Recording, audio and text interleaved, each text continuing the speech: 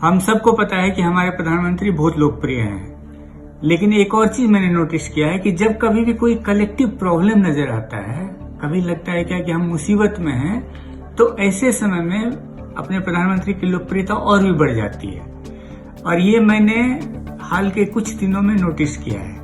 आप सबने गौर किया होगा कि एक्सटेंडेड लॉकडाउन के पीरियड में हम सब के पास टाइम है और व्हाट्सएप अवेलेबल है, तो उसमें जनरली हो क्या रहा है कि हम लोग व्हाट्सएप पे बहुत ज्यादा टाइम बिता रहे हैं और ऐसे ऐसे दोस्तों से भी बातें हो रही है जिससे 20 साल, 25 साल, 30 साल से कोई मुलाकात नहीं हुई, कोई बातचीत नहीं हुई। और इसी तरह मेरे लिए एक बड़ा प्लेजेंट सरप्राइज रहा कि स्कूल में जब मैं पढ़ता था तो उसका एक ग्रुप बना है और सबसे चौंकाने वाली बात है कि उसका इनिशिएटिव जो है हमारे क्लास की लड़कियों ने लिया है और वो ग्रुप जो बना है तो उसमें, और ये मैं सरप्राइजिंग इसीलिए बोल रहा हूँ कि जिस समय हम लोग स्कूल में पढ़ते थे, हाई स्कूल में, उस समय लड़के और लड़कियों की दुनिया एकदम से अलग हुआ करती थी और हम लोग की कभी बातचीत नहीं होती थी।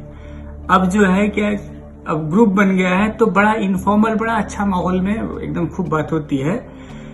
ऐसे माहौल में भी जब हम में से कोई भी ये पॉइंट आउट करने की कोशिश करता है क्या कि ये लॉकडाउन पता नहीं क्या होगा, इसका इकोनॉमी पे क्या असर होगा, तो एक जो ग्रुप का कलेक्टिव रिस्पॉन्स आता है वो उसका सेंस ये होता है क्या कि मुसीबत तो ठीक है, लेकिन इस मुसीबत से निकालने में अगर कोई सक्षम होगा इस देश में तो हमारे प्रधानमंत्री है और उन्हीं के लीडरशिप में हम इस कोरोना की मुसीबत को फाइट कर पाएंगे। अब डिस्कशन के दौरान बहुत सारी बातें आती है।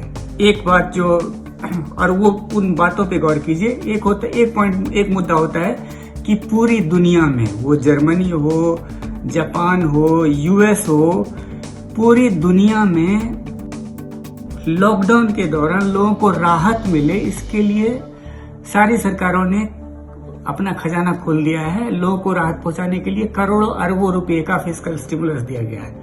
अपने देश में इस तरह का कुछ नहीं हुआ है।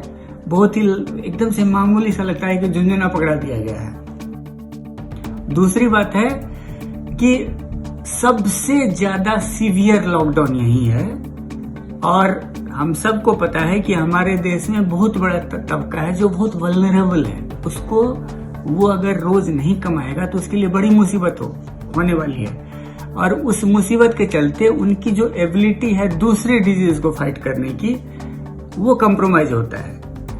तीसरी बात है कि अपने देश में जो ट्रेजेक्टरी रहा है कोरोना का, उसके हिसाब से लगता है कि ये बहुत ज्यादा डैमेज नहीं कर पाएगा। थैंकफुली इसका हमारे देश में नुकसान नहीं होगा। तो ऐसे में लॉकडाउन से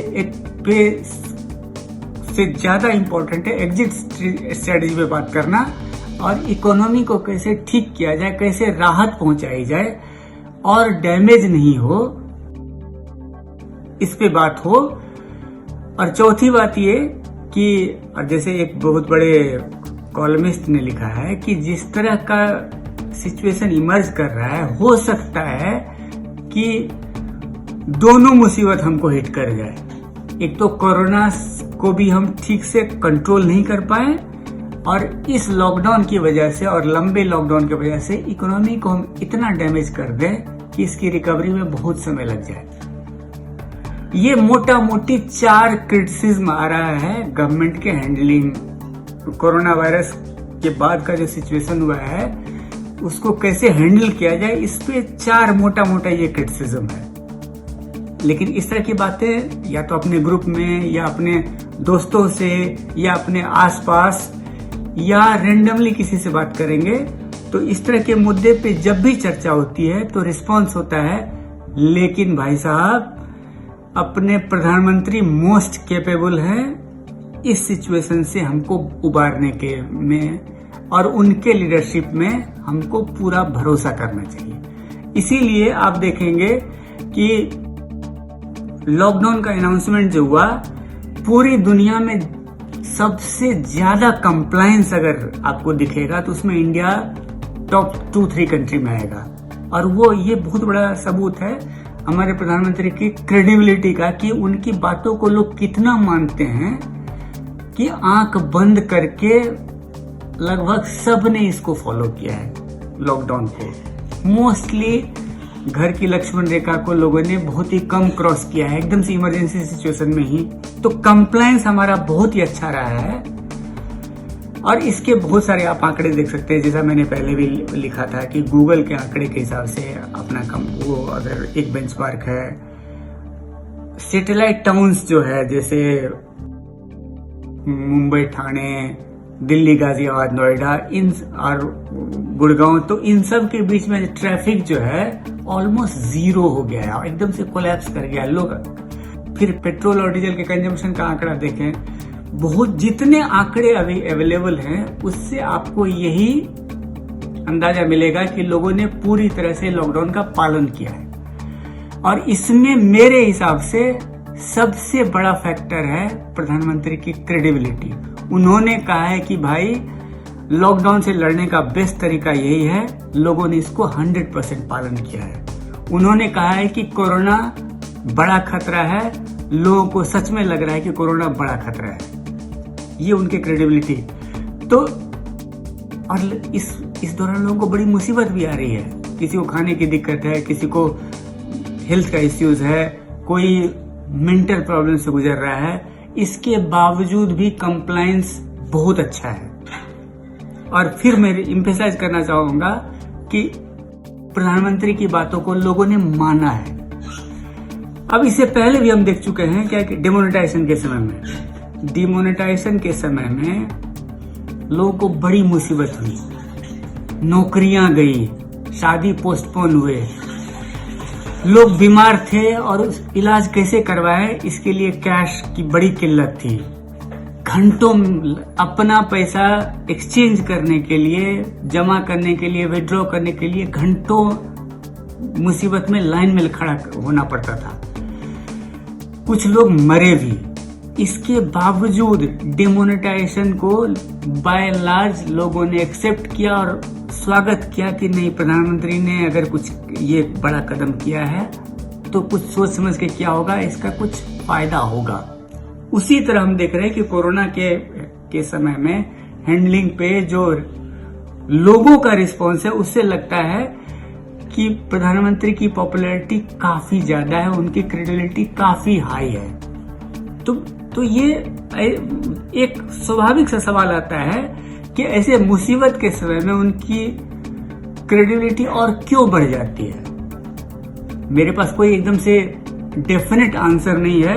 मेरा एक गेस है कि 2014 से पहले को अगर आप थीसिस मान लें तो 2014 के बाद के पीरियड को आप एंटीथीसिस, ये थीसिस और एंटीथीसिस बेसिकली कार्ल मार्क्स ने थ्योरी दिया था। तो थीसिस 2014 से पहले का थीसिस अगर था तो वो जो बेसिकली गवर्नेंस का मॉडल था मेरे हिसाब से टॉप डाउन था, इलिटिस्ट था और अंग्रेजी वाले को, अंग्रेजी बोलने समझने वाले या अंग्रेजी टेस्ट वाले को ज्यादा भाव दिया जाता था। उसकी वजह से एक बहुत बड़ा तबका था देश में जो एक्सक्लूडेड महसूस करता था। तो उस एक्सक्लूडेड वर्ग को प्रधानमंत्री ने मोबिलाइज करने की कोशिश की है, उनको आवाज दी है। तो इस हिसाब से उस बड़े तबके का, एक्सक्लूडेड तबके को लगता है कि ये मोदी जी जो कह रहे हैं, कर रहे हैं, उससे देश का भला होगा। तो स्वाभाविक है ना, जिनको ठीक से पूछा नहीं जाता था उनकी पूछ बड़ी है। तो इस हिसाब से ये डेमोक्रेटाइजेशन का हिस्सा है, डेमोक्रेटिक रेवोल्यूशन है। एक्सक्लूडेड को आवाज दी गई है और इसीलिए लोग मानने के लिए तैयार हैं कि प्रधानमंत्री जो हैं बहुत बड़े चेंज एजेंट हैं। बहुत बड़ा उनका एजेंडा है देश में बहुत बड़ा बदलाव लाना। इस बदलाव लाने में कुछ पेन तो होगा ही, लेकिन इस पेन के बाद जो रिजल्ट आएगा वो अच्छा होगा, ये पॉपुलर परसेप्शन लोगों में। और वैसे भी हमको पता है कि इंडियन ट्रेडिशन में तपस्या का बड़ा महत्व है। तो तपस्या, तप में जो मुसीबत आती है, लेकिन उसके बाद जो तप के सामने आता है, तपस्या के बाद जो अंतिम रिजल्ट आता है वो बहुत अच्छा होता है।